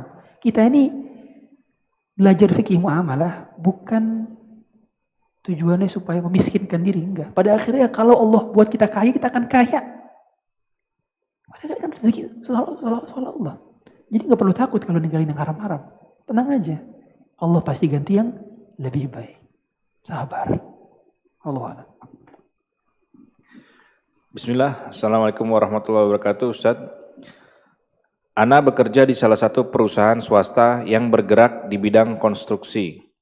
Ana bertanggung jawab menjalankan salah satu proyek di wilayah Jabodetabek. Salah satu tugas Ana membuat progres pekerjaan setiap minggunya. Adapun kontrak kerja di proyek yang Ana pegang bersifat lump sum, di mana tidak ada pekerjaan tambah kurang. Setelah proyek berjalan kurang lebih 2 bulan, Ana diberitahu bahwa volume yang ada di RAB dinaikkan 25% dari volume awal. Untuk mengakomodir fee komitmen salah satu pejabat user atau owner, yang ingin Ana tanyakan, apakah Ana menjadi bagian yang terlibat atas rekayasa kezaliman tersebut? Apakah gaji yang Ana terima halal dan berkah? Jika ana termasuk orang yang zolim, solusinya seperti apa Ustadz? Apakah ana harus resign? Jazakallahu khair Ustadz.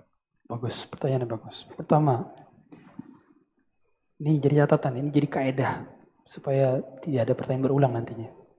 Pertama, gaji kita menjadi halal itu patokannya dua.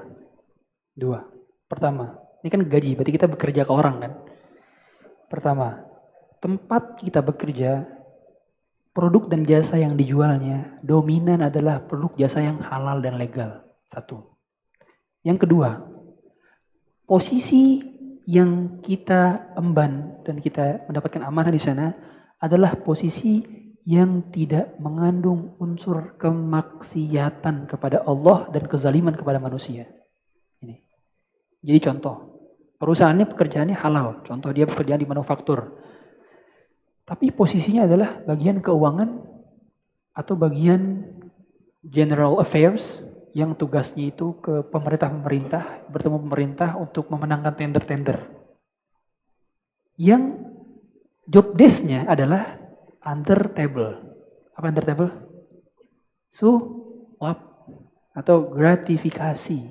Suap.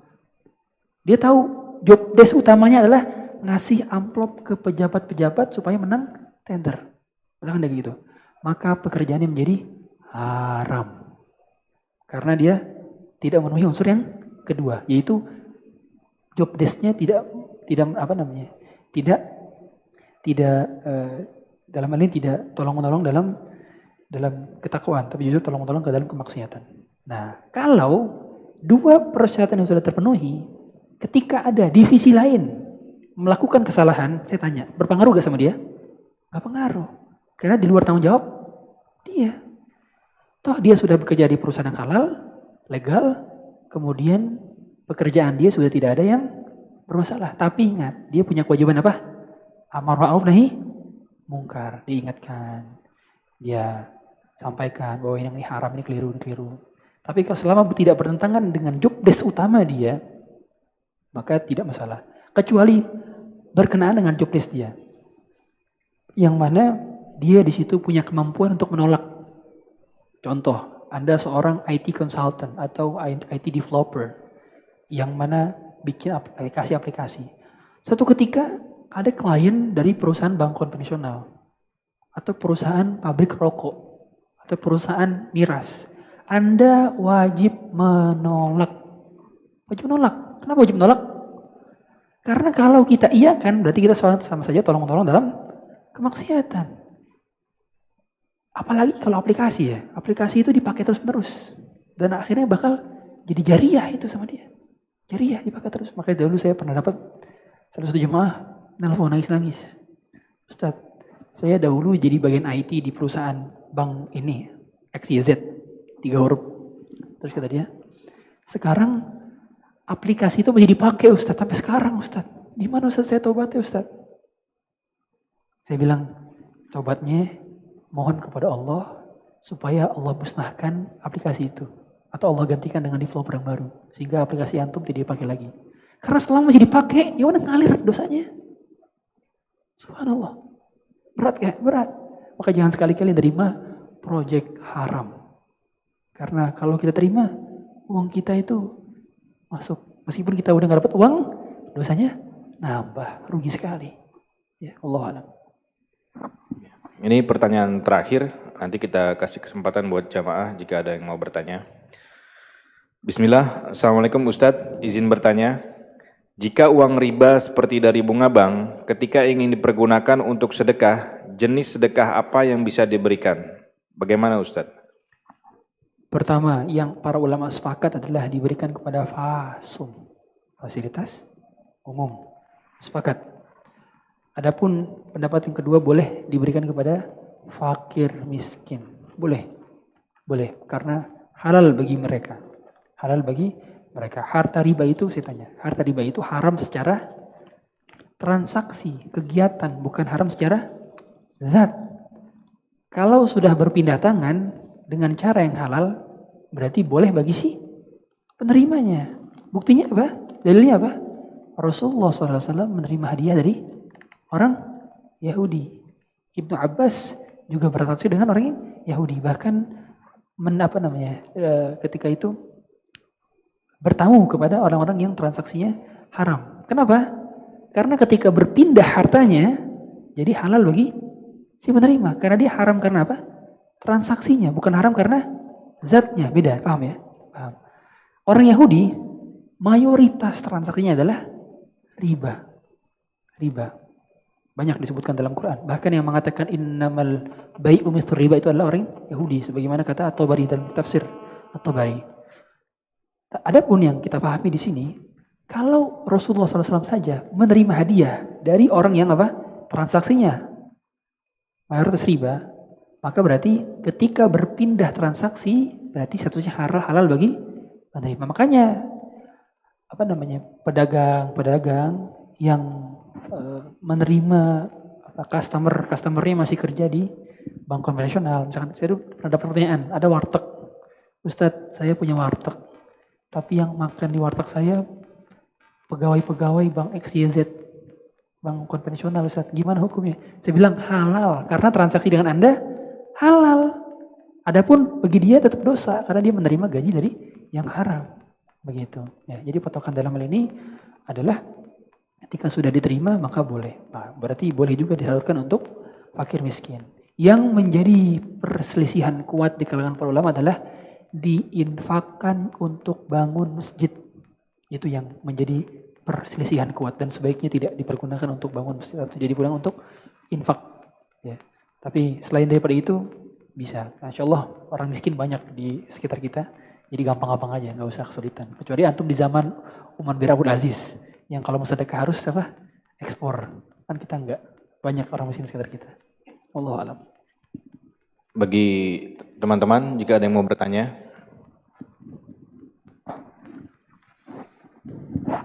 Assalamualaikum Ustaz. Salam. Ana dari Pontianak ke Jakarta ikut panahan. Tentang panah ya Tad. Bolehkah kita mengikuti panahan memperingati hari kayak ulang tahun gitu, bahasa milad lah, atau ya sekitar kayak ulang tahun gitulah. Ya, pertama, ulang tahun tidak disyariatkan dalam agama kita. Karena untuk apa dirayakan, sedangkan berkurang. Kalau jatah umurnya bertambah, mungkin masih ada kemungkinan dirayakan. Ternyata setiap tahun yang berlalu, umur kita berkurang. Kok dirayakan? Kan aneh. Gitu. Hakikatnya. Ustaz kan bersyukur Ustaz. Umur berkurang itu tidak perlu disyukuri. Ya. Justru kita sedih karena amal kita tidak bertambah, tapi dosa kita bertambah. Umur kita berkurang. Ya. Maka dalam hal ini berarti segala macam perayaan dalam ulang tahun tidak disyariatkan. Dikarenakan ada unsur tasyabbuh. Tasyabbuh itu apa? Nah, menyerupakan orang kafir. Dikarenakan tradisi memperingati, merayakan ulang tahun adalah tradisi orang kafir. Orang kafir. Dan ini pelopori orang kafir. Adapun Rasulullah, para sahabat tidak melakukannya. Dan mereka justru sedih. Sebagaimana kata Abdullah bin Abbas ya. Ma dadimtu ala syai'in nadami gharabat fihi syamsuh naqasat fihi ajri wa lam yazdad fihi amali. Tidak ada penyesalan yang lebih aku sesali melebihi ketika melihat matahari terbenam sedangkan umurku berkurang, adapun amalku tidak juga bertambah. Jadi setiap hari harus kita nyesel. Kenapa hari ini tidak lebih baik daripada hari kemarin? Nyesel terus harus setiap hari itu kan, ada penyesalan. Makanya orang beriman itu akan nyesel juga di akhirat. Ingat, yang nyesel di akhirat itu bukan hanya orang kafir. Orang kafir menyesal dengan kafirannya, orang fasik menyesal dengan kefasikannya, dan orang beriman akan menyesal karena tidak maksimal dalam beramal. Segala macam perlombaan itu ditunjukkan untuk apa? Memeriahkan ulang tahun, kan gitu. Maka mengikutinya berarti apa? Sama saja merayakannya. Gitu. Maka lebih baik kita tidak perlu mengikutinya. Karena kalau ngikutin berarti ada unsur juga sama merayakan ulang tahun. Wallahu a'lam. 2 pertanyaan terakhir ya.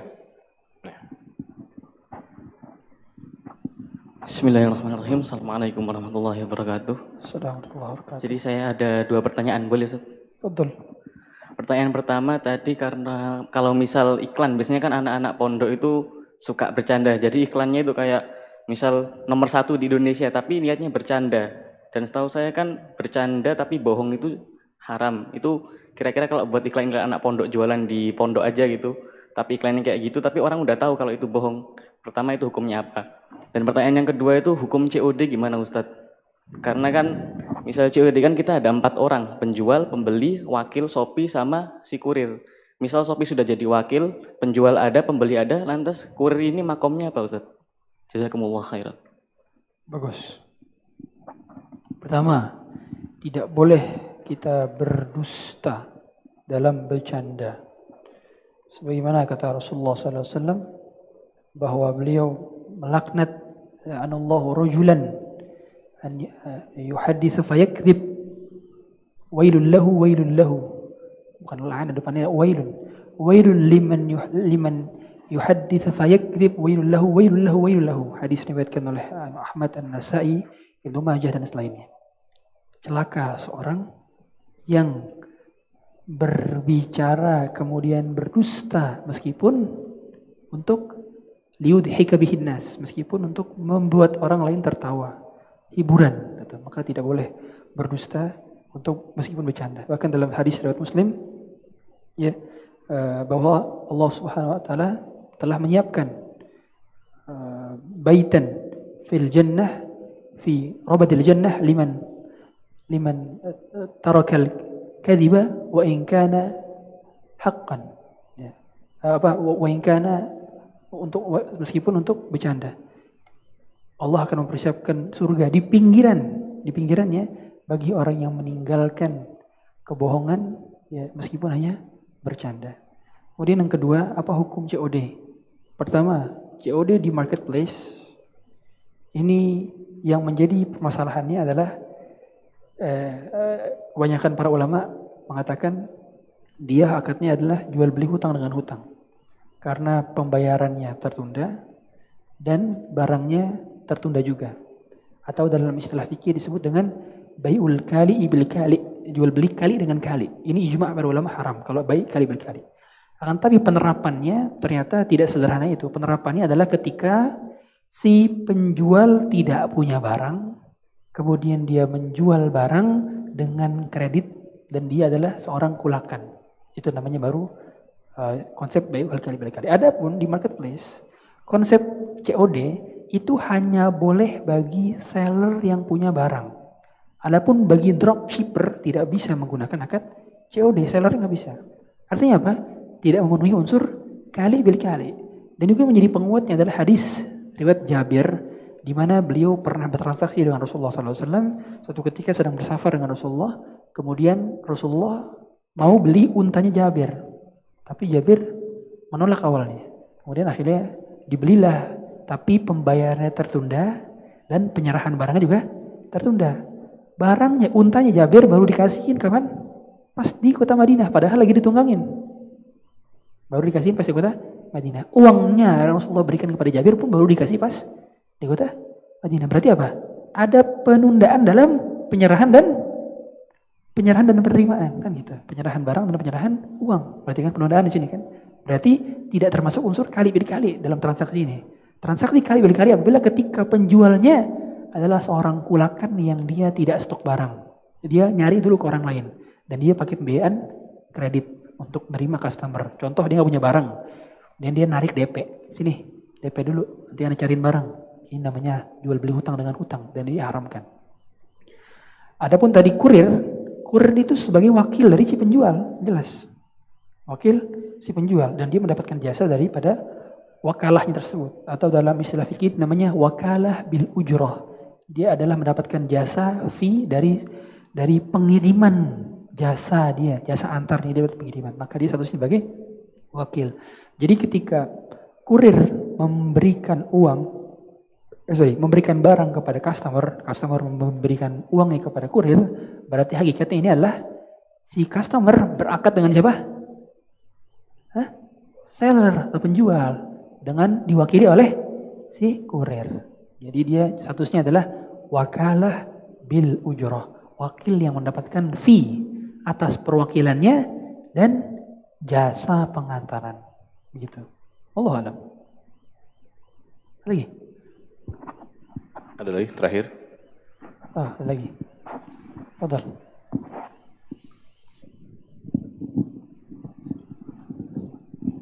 Bismillahirrahmanirrahim.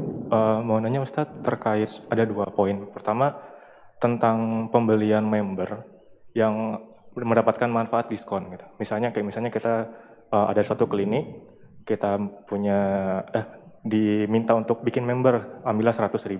Untuk kemudian khusus bagi member kedepannya akan dapat diskon sekian persen. Apakah ini dibolehkan? Dan yang kedua adalah bagaimana hukumnya voucher yang kita beli itu dengan tunai, ambillah voucher diskon 20%, kita beli seharga 20.000, tapi nanti manfaatnya adalah diskon produk si pemilik voucher sebesar lebih tinggi dibanding sama jumlah pembelian itu. Demikian. Tidak boleh. Tidak boleh. Mengapa tidak boleh? Pertama,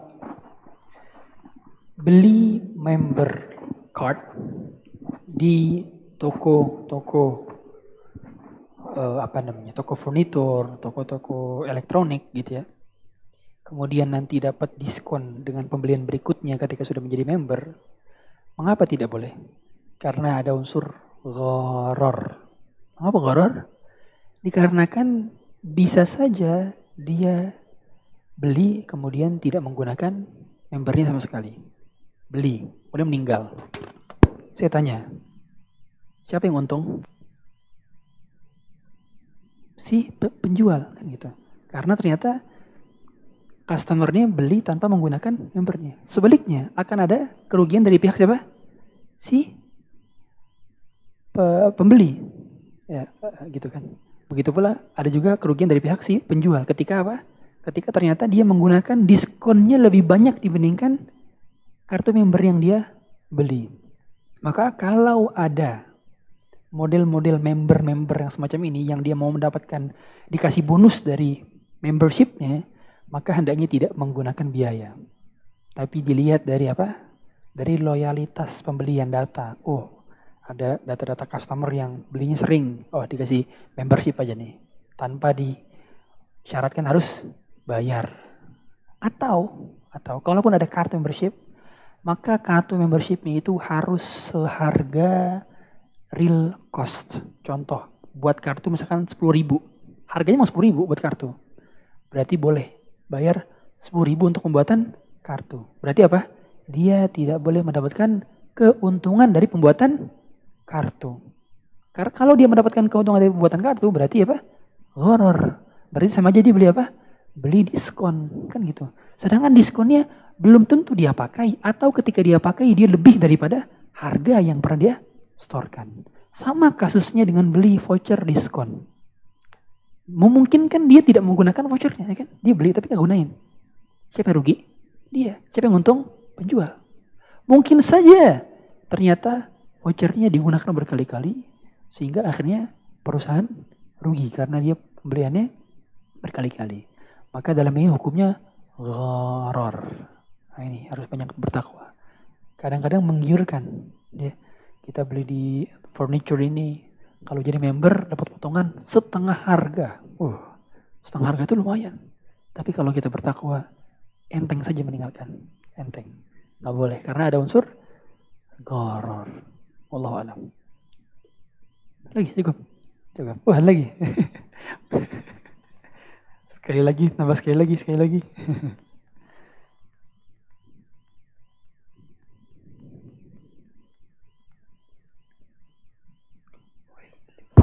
Bismillahirrahmanirrahim. Izin bertanya Ustaz, bagaimana hukum makan di all you can eat?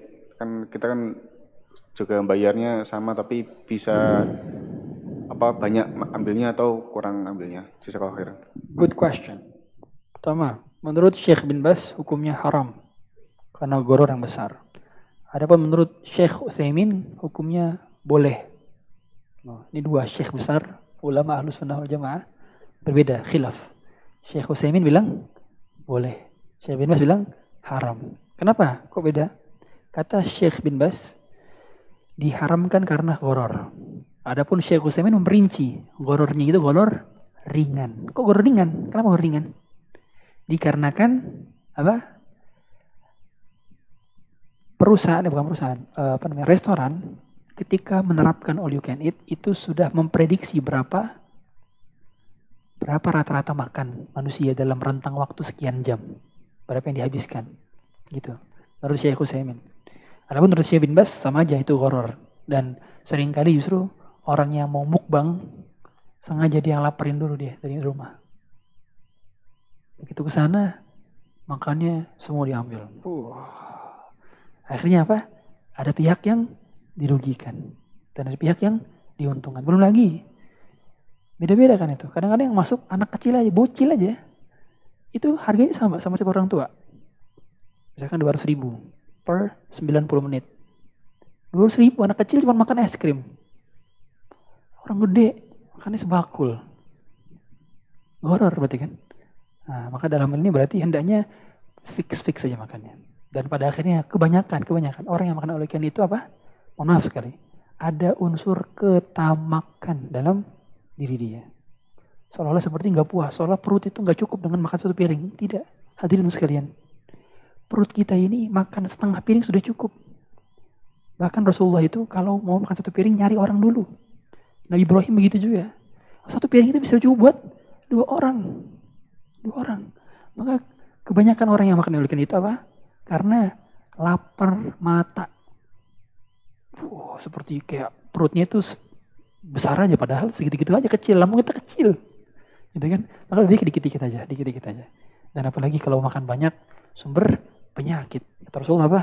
Mala adamiyun wi'an syarran min batni. Tidak ada seorang anak hamba yang memenuhi wi'an. Wi'an itu wadah yang lebih buruk dibandingkan perutnya. Ya, maka hendaknya kita jaga makanan dari hal yang berlebihan. Kata Rasulullah wa iyyakum was-saraf wal israf. Tidak boleh kita berlebihan. Barang kata Allah Subhanahu wa taala apa? Wala tubadzir tabdzira innal mubadzirina kanu ikhwana syayatin. Jangan mubadzir. Mubadzir temannya syaitan. Betapa banyak ngambil banyak tapi kagak dimakan. Meskipun tidak juga akhirnya kalau nggak dimakan ya. Allahu a'lam. Cukup. Ya. Tadi mau nanya katanya nih. Boleh nggak boleh? Ya udah. Iya. Mau nanya? Jadi boleh, silakan. Untuk antum terakhir. Silakan. Assalamualaikum warahmatullahi wabarakatuh. Assalamualaikum warahmatullahi wabarakatuh. Afwan Ustadz, bagaimana hukumnya jika seorang karyawan yang mempunyai tanggung jawab untuk mengeluarkan atau memasukkan barang ke tempat atau suatu perusahaan, tapi di situ ada unsur manipulasi data. Kemudian karyawan tersebut menolak, tapi atasan karyawan tersebut mengambil alih. Itu bagaimana Ustadz? Apakah tetap melanjutkan bekerja di situ? Iya, Terima betul, kasih. bagus. Jazakallahu khairan. Iya, tetap melanjutkan kerja di situ dikarenakan dia sudah nolak dan kemudian dialihkan kepada orang lain. Jadi dia tidak menanggung dosanya. Beda cerita kalau dia melakukannya. Dia jadi the person in charge-nya, kemudian dia ngelakuinnya dan dia nggak nolak, maka dia berdosa. Tapi seandainya pekerjaan intinya itu memanipulasi data, kemudian under table dan seterusnya, jelas dia wajib keluar dari pekerjaan tersebut dikarenakan pekerjaan intinya haram. Bagaimana mungkin dia dapat menolak pekerjaan inti, sedangkan dari situlah dia dipekerjakan. Maka kalau tadi pekerjaannya bukan pekerjaan inti, kemudian hanya beberapa kali saja dan dia bisa menolaknya, kemudian dialihkan ke orang lain, maka dia tidak menanggung dosanya. Dalilnya apa? Wala taziru waziratu wizra ukhra wa laysa lil insani illa ma sa'a wa anna sa'yahu sawfa yura. Itu kata Allah dalam surat An-Najm. Wallahu a'lam. Cukup. Baik, kita sebutkan kafaratul majlis. Subhanakallah wa bihamdik. La ilaha illa anta astaghfiruka wa atubu ilaik. Sallallahu alaihi wa sallam. Assalamualaikum warahmatullahi wabarakatuh.